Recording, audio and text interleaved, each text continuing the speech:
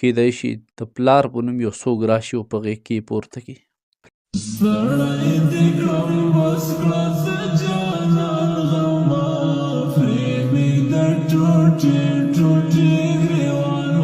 نه ښایي انسان ته چې د بل په غم غمجن نشي. لویه بدبختي ده چې څوک نه ژاړي له چا سره. درد هغه دی چې د بل په غم غمجن شي. په خپل درد باندې حیوان هم ښه پوهیږي. لکه څنګه چې تاسې د همدې ویډیو پر تامنیل ولیدل چې زړه به دې وچ وي د دې کوچنۍ ماشومې له احواله چې خبر شي. یقینا که د انسان د زړه ونه چوي بې انتها دردیږي. الله جل جلاله دې په افغانانو خاص رحم وکړي.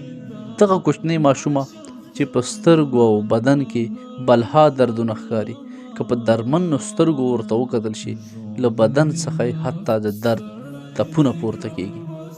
د دې کوچنۍ ماشومې څه کیسه او څه واقعه ده په دې ویډیو کې در سره شریکوو. ویډیو کوم بل مقصد نه لري، یوازې همدا پیغام چې په خپل چم ګاونډ کې د دغه شان بې سرپرستو او یتیمو ماشومانو خاص خیال وساتئ. دغه کوچنۍ ماشومه چې له بدن یې د دردونو تپونه پورته کیږي د افغانستان د جنوبي ولایت هلمند له سیمې څخه ده. د دې ویډیو په اړوند یې خپل استاذ لیکي چې دا کوچنۍ ماشوم پخوا ډېره شوخه وه. کله چې به درس ته راغله نور ماشومان به یې تنګول او درسي ماحول به یو نوع مزاحم کوه. له بده مرغه څه وخت مخکې پلار په یوه ټرافیکي پیښه کې شهید شو.